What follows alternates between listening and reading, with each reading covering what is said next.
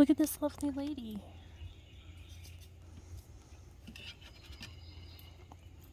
If she's the same one that keeps coming into the yard, there's a boy around here somewhere, and they like share seeds and they kiss, or it looks like they're kissing. It's so cute, and they're like building a nest together. Oh, she's gone. She knows I'm talking about her.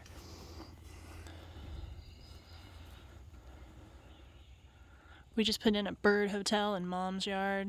So I've got the food, she's got the housing. I want a bird bath. And then the birds will never have to leave. Which might be bad for my tadpole sanctuary, but until I get the equipment for the tadpole sanctuary, it can be a bird sanctuary.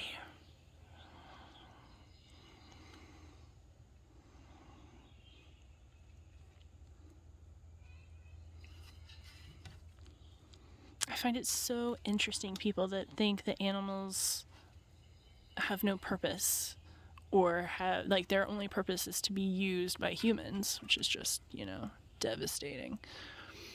But it was in Stella, the dog I used to have. She had several litters, and it was in Stella's birthing process that I learned that life was beautiful and disgusting. And it was animals that taught me compassion. And it was animals that we ultimately learn how to be human from them.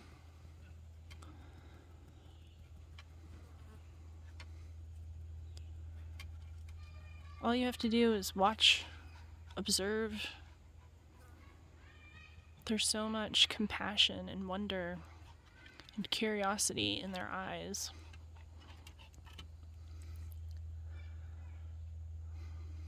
So Stella didn't have very many teeth because she was a Chinese crested, hairless. And so I was like her midwife. I was waiting there, cheering Stella on while she was having the children. And when they would come out, she didn't have the teeth to break open their bags, so I had to rip open their bags and cut their umbilical cords. It was gross. I used the Cutco scissors and then put them back in the kitchen. I cleaned them first, but still. It's a fun story.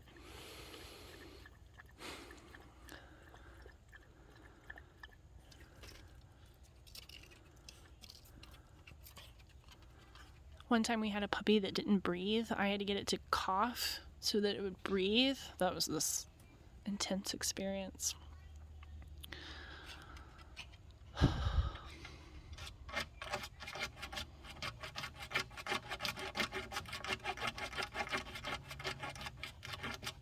I mean, sometimes animals do things that are questionable, but humans do too. And for everyone confused, humans are mammals. That makes us animals. We don't have to be superior. We're all equal. We're all alive. We all have brains. Some of us use those brains more than others. Be it human or animal.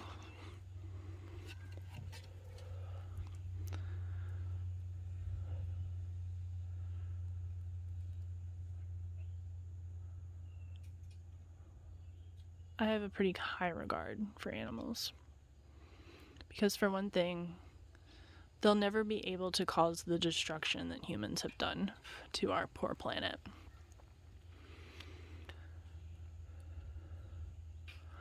People say that animals aren't as important as humans because humans can invent stuff. Ooh. Look at where our inventions have gotten us. Lack of communication. Everybody lives on their fucking phones. Yes, I am recording on a phone. Correct. I do play lots of games on my phone. I usually use my phone for music. I don't even like getting calls on my phone because I don't like talking to people. phone anxiety.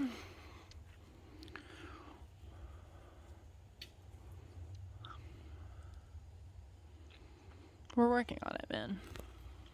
The anxieties. We're working on it. But yes, I hold animals in super high regard, and I feel that humans are capable of greatness. All of them. Every single one. But the vast majority of people are lazy, and they don't like to think for themselves. And I just don't have the patience for those kind of people. It's totally your call if you want to be stupid. But I don't think that all of us need to be that way. I have a love of learning and knowledge and truth-seeking, so I am always reading and researching and searching and looking at things from different perspectives, because I find that interesting. I don't like others thinking for me. I don't even like looking up answers when I don't know. I like to sit and think about it until I reach the answer.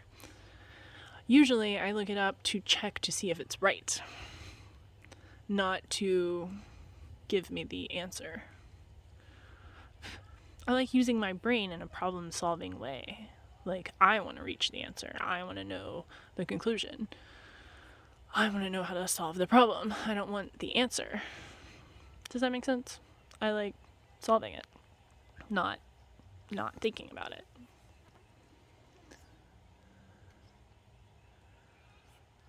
I've said it several times on the internet that I'm Team Earth, not Team Human. That makes a lot of people angry. But it makes me angry that people see animals as lower beings that we have the authority to like use and abuse. It's not okay. They're living, sentient creatures. They feel pain and fear. So killing them is uncool, in my opinion.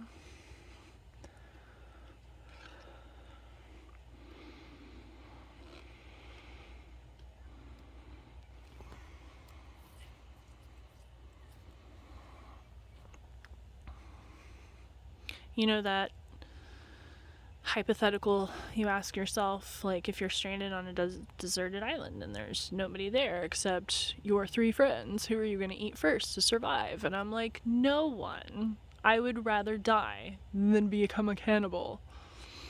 I'd rather die than eat a squirrel. These are just things that I feel. Some people eat squirrels like they eat chickens, like it's no big deal.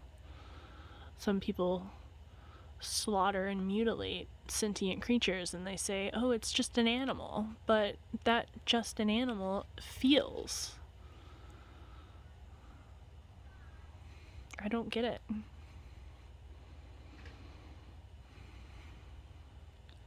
I mean, I squish mosquitoes typically after they bite me. I don't usually go around hunting them. But like Sophie here, I could not rip Sophie apart and use her fur and meat, blood. If there's blood and you kill it, is that a blood sacrifice? What are you sacrificing it to?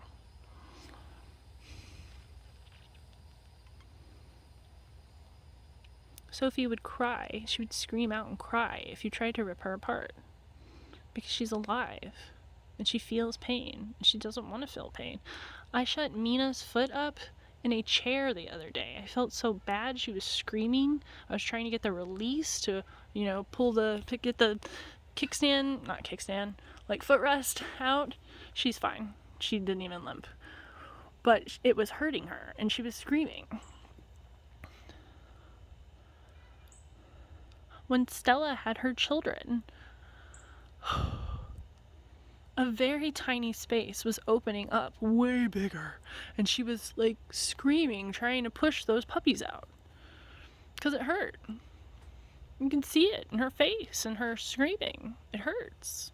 I just don't understand. If something hurts, why is it okay to kill it? I don't think it's okay to kill it, man. I don't even like pulling weeds. But if we don't pull them out, they will take over the rest of the garden. Look! Oh no, that's the lady. She's back. But the boy just flew across that way. I don't know if you saw it.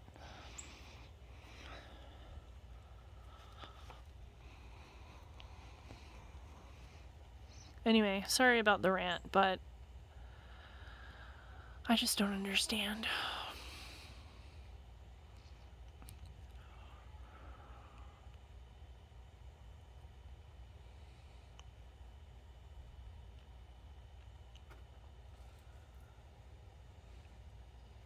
Maybe you could ponder these things and get back to me with what you think, how you feel. Do you think it's okay to kill sentient creatures for our own, basically, pleasure? I guess.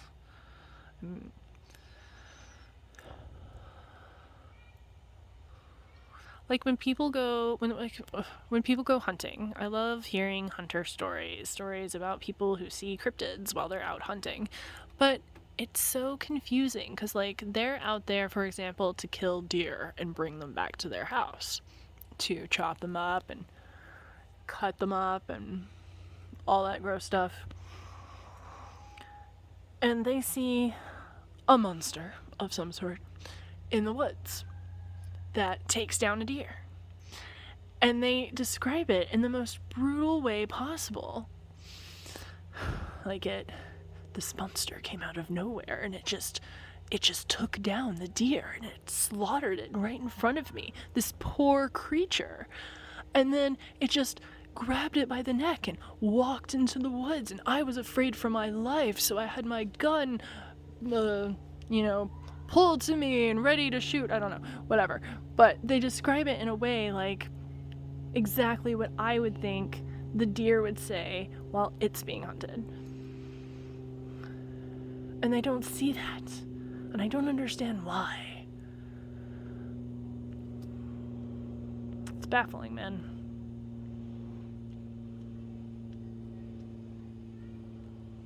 Thoughts to ponder. Oh my gosh, there's a squirrel! Here to take all the birdseed, probably. I love squirrels. They're so cute. I wish I were a squirrel or a mushroom, but I would also really like to be a squirrel or a cloud. I think all three would be fun to be.